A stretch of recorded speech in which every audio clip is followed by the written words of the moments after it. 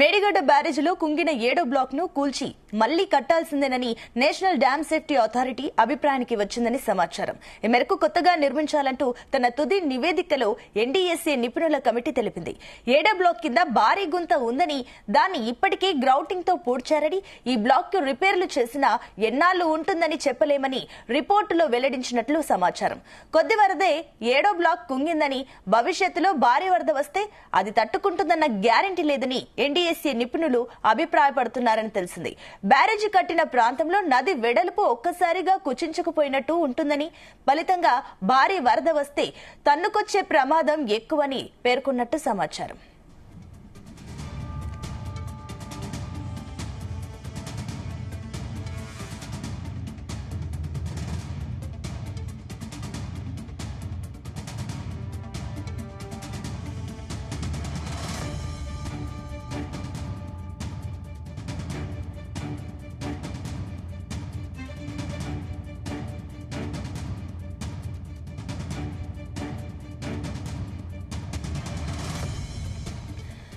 ఇసుక మేడిగడ్డ బ్యారేజ్ లో 7వ బ్లాక్ కూల్చి మళ్లీ కట్టాల్సిందే అంటూ ఎన్డీఎస్ఏ రిపోర్ట్ వచ్చింది. దీనికి సంబంధించి మరిన్ని డీటెయిల్స్ మా కరెస్పాండెంట్ గోపికృష్ణ అందిస్తారు.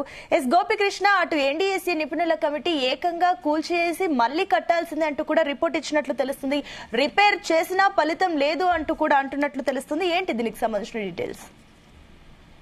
అయితే కాళేశ్వరం ప్రాజెక్టు సంబంధించి మేడిగడ్డ బ్యారేజ్ లో కుంగిన 7వ బ్లాక్ ను మాత్రం కూల్చి మళ్లీ కట్టాల్సిందేనని కూడా ఇటు నేషనల్ డ్యామ్ సేఫ్టీ అథారిటీ బృందం అయితే అభిప్రాయానికి వచ్చిందంటే సమాచారం అందుతుంది. ఈ మేరకు కూడా నూతనంగా నిర్మించాలంటూ కూడా తుది నివేదికలో సంబంధిత కమిటీ అయితే ఏర్పాటు తేల్చి చెప్పినట్టు తెలుస్తుంది. దీనికి సంబంధించిన రిపోర్టు కూడా కేంద్ర రాష్ట్ర ప్రభుత్వాలకు కూడా మరో 2 వారాల్లో కూడా దీన్ని అందనున్నట్టు కూడా మనకైతే సమాచారం అందింది. అయితే అక్టోబర్ 2023 ఎన్నికల సమయంలో మాత్రం ఎన్నికలు జరిగే 2 నెలల ముందు ఒక్కసారిగా కాళేశ్వరం ప్రాజెక్టు సంబంధించి మేడిగడ్డ బ్యారేజ్ లోని 7వ బ్లాక్ కుంగిందన్నట్టు కూడా ప్రచారం జరిగింది. అయితే అప్పుడు ఇటు బీఆర్ఎస్ ప్రభుత్వం కావచ్చు, అటు కాంగ్రెస్ కావచ్చు, మేడిగడ్డ బ్యారేజ్ ని పరిశీలించిన పరిస్థితి చూసాము. అప్పటి నుంచి కూడా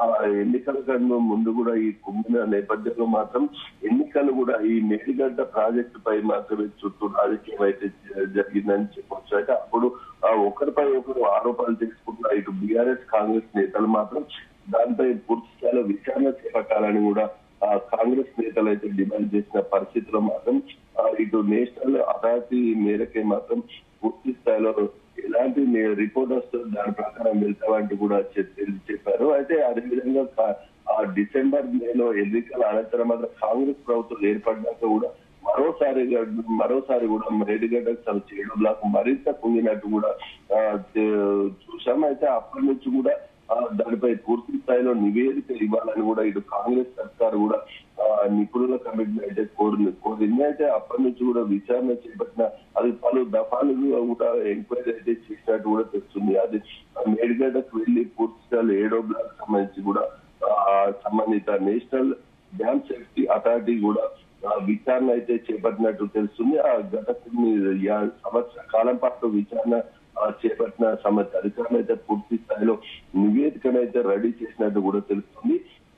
దాని 7వ బ్లాక్ సంవత్సరం కుంగిన పూర్తి స్థాయిలో భాగం మాత్రం 7వ బ్లాక్ లో మాత్రం భారీ గుంత అనేది ఏర్పడి ఉంటుందని చెప్పేసి కూడా గుర్తించారు. దాన్ని ఇప్పటికీ గ్రౌండింగ్ తో మరమ్మతులు చేసినప్పటికీ కూడా అది పూర్తి స్థాయిలో సేఫ్టీ కాదని కూడా ఒక అభిప్రాయానికి అయితే వచ్చినట్టు కూడా మనకు తెలుస్తుంది.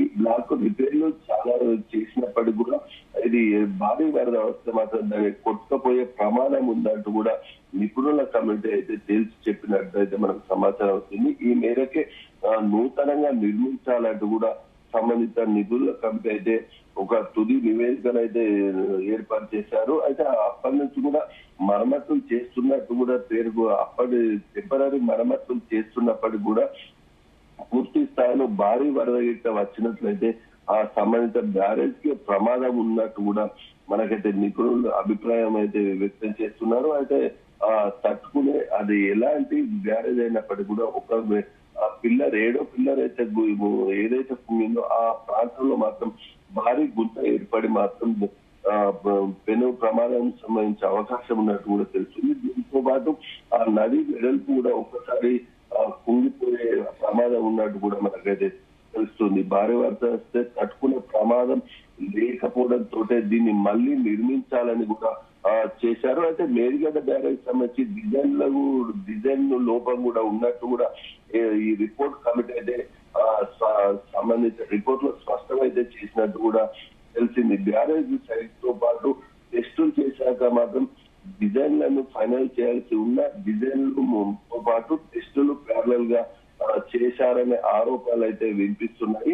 అదే దీంతో పాటు కూడా ఆ టెస్టులు మాత్రం పూర్తి స్థాయిలో చేయకపోవడంతో ఇలాంటి ప్రమాదాలు అయితే సంభవించాయని కూడా అభిప్రాయం అయితే వ్యక్తం చేస్తున్న పరిస్థితి ఉంది. అదే బ్యారేజ్ కి దిగాన ఉన్న ఈసీ బ్లాక్లతో పాటు ఆ ప్రాంతం వంటి ప్రొడక్షన్ వర్క్ మాత్రం పూర్తి స్థాయిలో సరిగ్గా లేవని కూడా సమాచారం అయితే అందింది. అంటే జియో ఫిజికల్ తో పాటు జియో టెక్నికల్ టెస్టులను కూడా సరిగా నిర్వహించకుండానే ఈ బ్యారేజ్ డిజైన్ అయితే ఖరారు చేశారనేది అయితే మాత్రం విచారణలో తేలినట్టుగా తెలిసింది.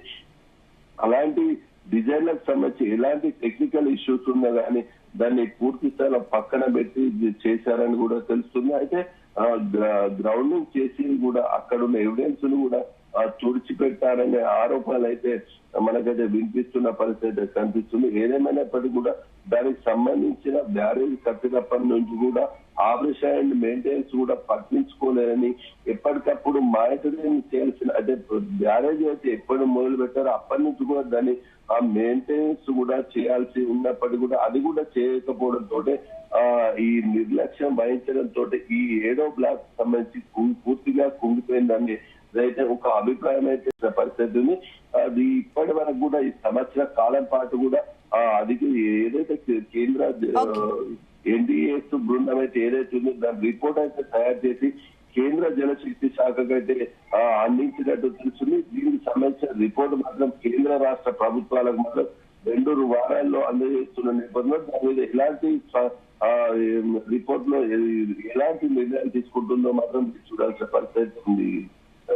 Right Gopikrishna, thank you.